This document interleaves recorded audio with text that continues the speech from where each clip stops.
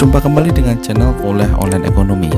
Di video ini kita akan membahas tentang sejarah perkembangan kota-kota di dunia. Oke, kita mulai pembahasan kita. Sebelum kita bicara tentang perkembangan sejarah kota-kota di dunia, kita akan diskusi tentang perkembangan sejarah atau teknologi yang digunakan oleh manusia untuk mencukupi kebutuhannya, gitu ya.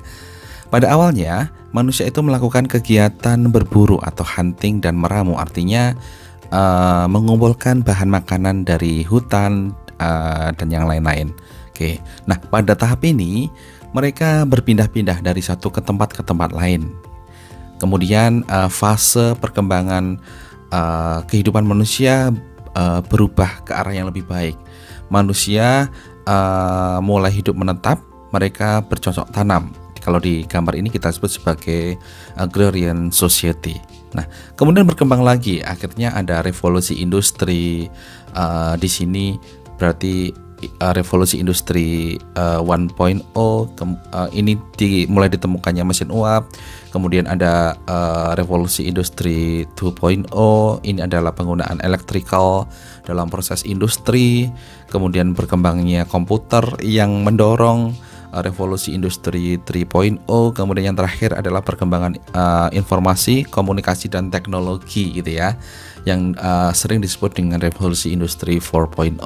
Bahkan ada yang menyebut telah berkembang ke society 5.0. Tetapi yang perlu saya tekankan di sini adalah sebenarnya awal kota itu adalah ketika manusia sudah menetap, gitu ya. Jadi saat manusia mulai menetap, gitu ya, walaupun belum ada revolusi industri misalnya di sini, itu kota sudah muncul, gitu ya. Karena apa? Karena pada tahap agrarian society misalnya, manusia itu sudah mulai merencanakan tempat tinggalnya, bahkan bentuk tinggalnya, hingga menjadi sebuah kota. Mempelajari sejarah dalam perencanaan kota adalah suatu hal yang penting. Oke. Karena sebenarnya perencanaan kota itu sudah dimulai dari pertama kali manusia itu menetap. Oke. Perencanaan kota pasti akan menghadapi kondisi fisik, ekonomi, sosial, dan politik yang sudah membudaya sejak lama. Dan perencanaan kota, penekanan kita adalah untuk menata kota lebih baik. Jadi bukan membongkar semua dari awal. Dari sinilah pentingnya tahu sejarah sebuah kota saat kita melakukan perencanaan kota. Oke, pertama kita akan mempelajari beberapa kota, perkembangan sejarah kota menurut Anthony Catanese. Dan inilah 6 periodisasi kota yang akan kita pelajari. Yang pertama kita akan mempelajari peradaban Babilonia, kemudian peradaban kota Athena, peradaban Romawi, kemudian kita akan mempelajari kota di abad pertengahan, kota di revolusi industri, dan kota setelah adanya gerakan reformasi. Kita mulai dari kota Babilonia. Nah, kalau era sekarang mungkin Babilonia ini terletak di sekitar Irak, gitu ya. Dan ini adalah gambar kerajaan Babilonia, artinya cakupan wilayah Babilonia pada masa sekitar 600 tahun sebelum Masehi, gitu ya. Nah, kota Babilonia ini merupakan pusat peradaban Mesopotamia, yaitu daerah subur di antara sungai Tigris dan Efrat, gitu ya, di sekitar Irak dan Syria saat ini. Nah, mencapai kejayaan saat diperintah Raja Hammurabi dan Nebukadnezar. Kemudian ini yang kita pelajari, karena penekanan kita adalah untuk mempelajari kota ya. Jadi struktur kotanya itu mempunyai bentuk segi empat, pola jalannya teratur, dan pusat kotanya itu terdiri dari kuil, istana, dan di dalam kota itu ada taman bergantung yang kita nanti sebut sebagai Hanging Garden Babilonia. Oke. Dan penduduknya itu antara 3.000 sampai 5.000 jiwa. Nah, kita lihat ini adalah gambarannya, dan kita lihat ada struktur bangunan yang terkenal di sini. Oke, kalau di gambar ini adalah yang di depan sebagai gate, pintu gerbang yang berwarna biru. Ini yang kita sebut sebagai Ishtar Gate. Oke, ada Istar Gate di sini. Kemudian kita lihat ada bangunan menjulang tinggi di tengah. Ini yang bangunan terkenal di Babilonia yang disebut dengan Babel Tower. Oke, Etemanki Ziggurat Tower yang disebut di dalam berbagai kitab gitu ya. Ada yang menyebut ini sebagai lambang kesombongan manusia untuk menantang Tuhan dan sebagainya. Ya, itu cerita di balik Babel Tower ini. Nah, yang unik lagi di tata kota Babilonia ini adalah di dalam kota itu ada taman bergantung, ada Hanging Garden of Babylon. Ini yang terkenal, yang menunjukkan tentang keindahan dan kepedulian tata kotanya terhadap lingkungan. Oke, itu gambaran kita tentang kota Babilonia. Selanjutnya kita mempelajari tentang peradaban kota Athena. Kota Athena ada di Yunani, semenanjung Yunani. Kota ini dirancang oleh Hippodamus of Mileus yang nanti dan banyak orang itu menyebutnya sebagai bapak urban planning karena dia orang pertama yang diketahui yang merancang tata kota secara terstruktur. Oke. Kita lihat ini adalah tata kotanya seperti ini. Rancangan kota Hippodamus ini karakteristiknya adalah jalan dan bangunan yang sejajar dan saling tegak lurus, yang nanti kita sebut sebagai Great City atau Gridiron. Oke, sekali lagi jalan dan bangunannya itu sejajar dan saling tegak lurus. Oke, nah konsep semacam ini yang kita sebut sebagai Hippodamian. Nah, kota Athena, karakteristik yang ada di dalam kota Athena ini adalah terdapat agora. Nah, agora ini adalah bangunan terpenting kota, tempat warga hidup dan berinteraksi. Oke, ini adalah agora. Oke, gambarnya seperti ini. Kemudian terdapat juga ada gimnasium, kemudian ada teater. Teater ini untuk pertunjukan secara publik gitu ya. Ada pertunjukan, ada drama. Di sini ada ancient theater, bentuknya seperti ini. Kemudian ada stadium. Ini adalah Panathinaik Stadium. Ini adalah stadium yang ada sampai sekarang dan merupakan stadium yang pertama kali menyelenggarakan Olimpiade, ya, Olimpiade musim panas pertama kali ada di sini. Oke, ini adalah warisan dari peradaban Athena. Oke, kemudian ada gedung pemerintahan dan juga ada tempat pemukiman. Nah, konsep dari Hippodamian tadi yang bangunan dan jalannya sejajar dan saling berpotongan tegak lurus ini digunakan juga oleh kota-kota modern. Oke, seperti di New York dan Chicago, ini juga mengikuti pola Hippodamus. Misalnya ini adalah ada Gridiron pattern di jalanan di Chicago seperti ini. Oke, kita berlanjut ke peradaban Romawi. Oke, kota Romawi ini masih dipengaruhi oleh peradaban Yunani. Oke, bentuk kotanya seperti ini dan perencanaan fisik kota masih berbentuk gridion dan persegi panjang dan juga dikelilingi oleh benteng. Mungkin gambarannya seperti ini ya, fisik kota, struktur kota di kota Romawi tersebut. Nah, pusat kota kalau di Athena tadi kita sebut sebagai Agora, kalau di kota Romawi kita sebut sebagai forum. Gambarannya seperti ini. Nah, forum ini merupakan di mana kuil, kemudian ada sekolah dan gedung pemerintahan itu juga berada. Nah, forum sebagaimana dengan Agora itu juga merupakan pusat aktivitas, termasuk kegiatan debat, saling bertukar pikiran, menyampaikan ilmu pengetahuan dan juga untuk berbicara masalah politik. Ini juga dilakukan di forum ini. Oke. Nah, bangunan lain terkenal di kota Romawi ini, misalnya ini adalah aqueduct sebagai saluran air dan ada spektakel yang merupakan tempat publik untuk menonton aktivitas kegiatan seni dan olahraga tertentu. Misalnya ini adalah teater. Oke, ini adalah Roman Theater, digunakan untuk melihat drama. Dan ini adalah yang terkenal, yaitu Roman Amphitheater. Ini merupakan untuk melihat pertunjukan gladiator. Kalau di film-film kita sering menyaksikan ini.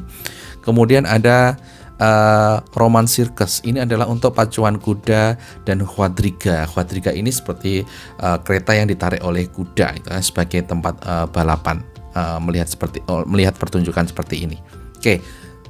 Itu adalah gambaran bagaimana struktur kota di peradaban Romawi.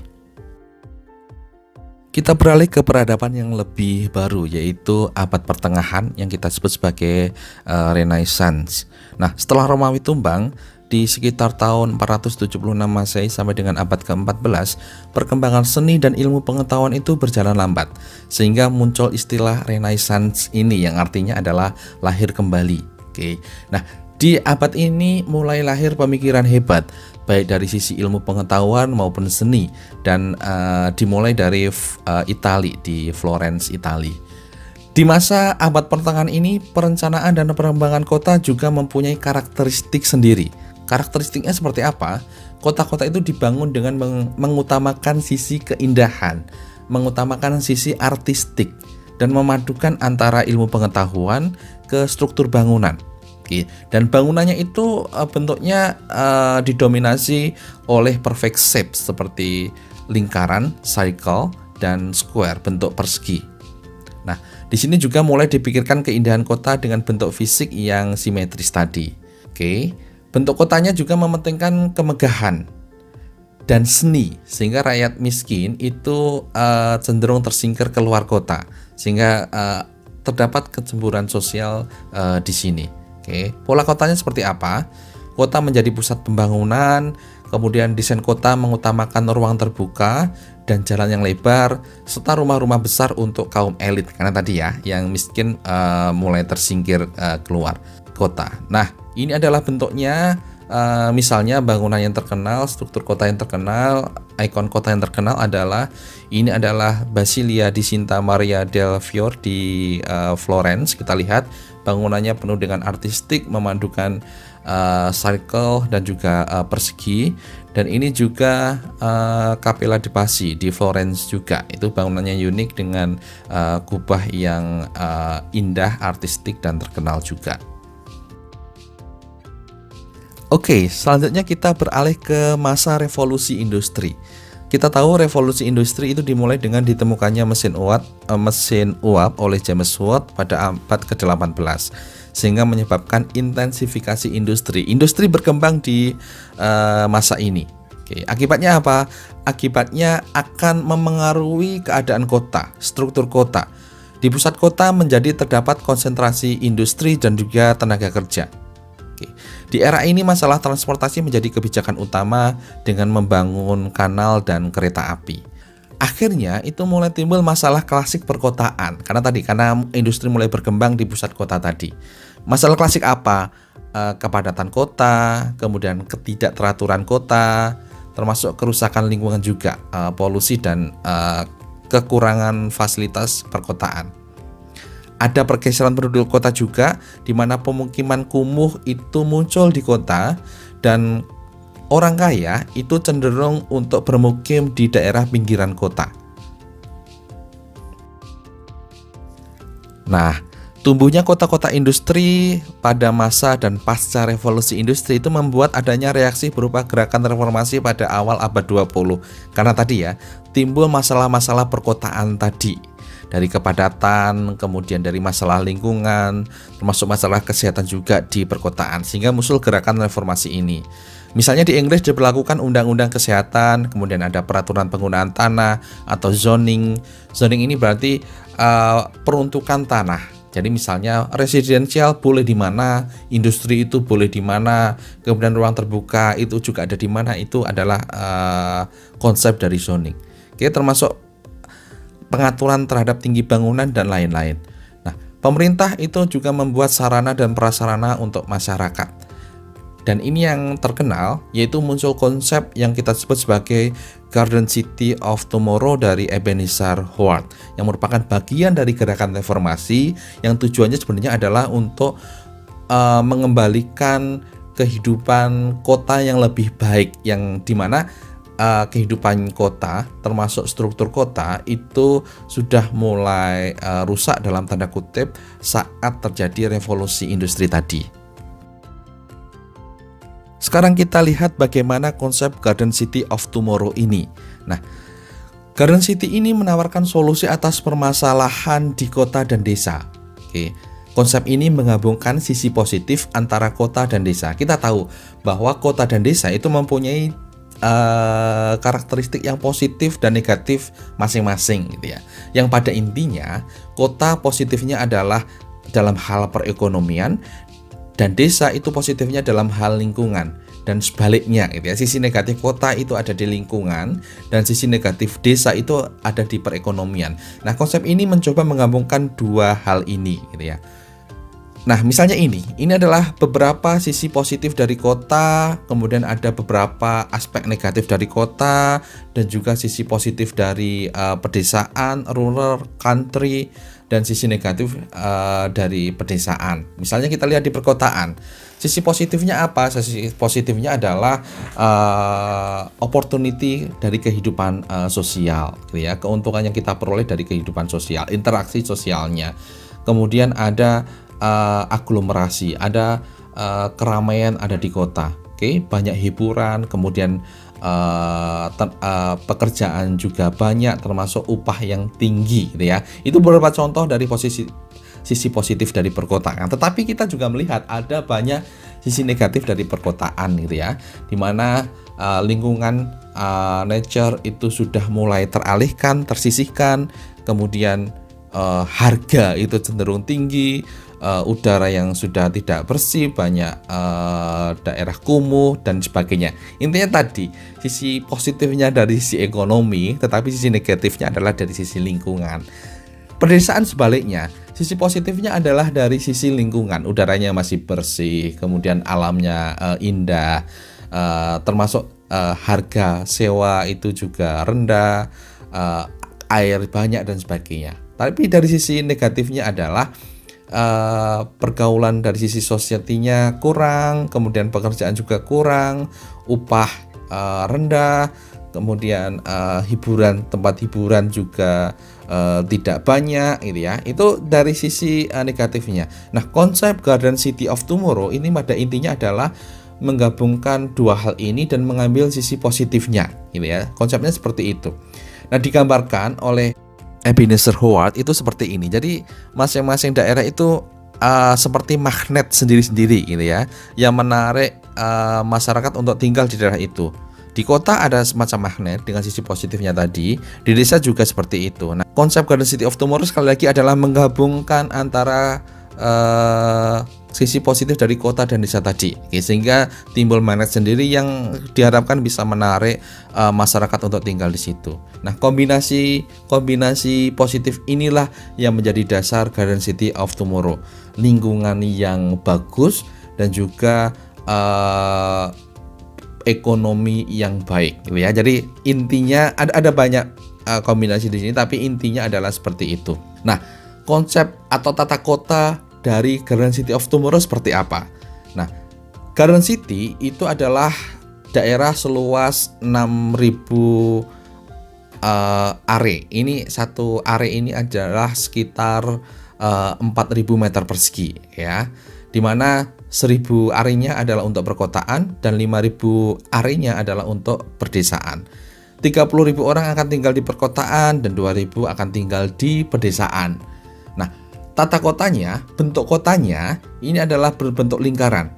Pusatnya berupa taman kota dan sisi dalamnya, setelah taman kota, sisi dalamnya adalah permukiman yang mengindahkan lingkungan. Jadi di dalam permukiman juga ada garden-garden di situ.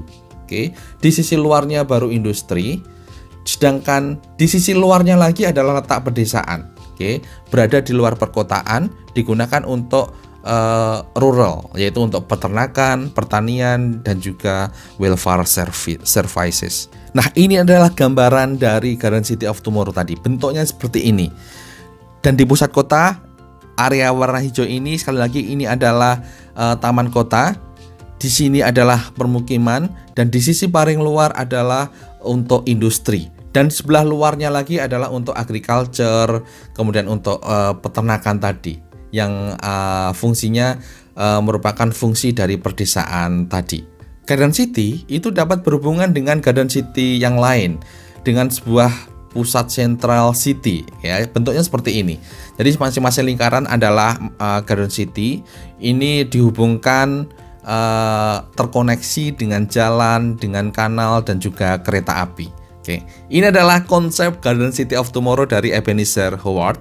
Sekali lagi, ini sebenarnya adalah untuk mengatasi masalah perkotaan, menggabungkan sisi positif antara kota dan desa, sehingga kota berkembang tetapi lingkungannya itu masih terjaga. Konsep utamanya seperti itu.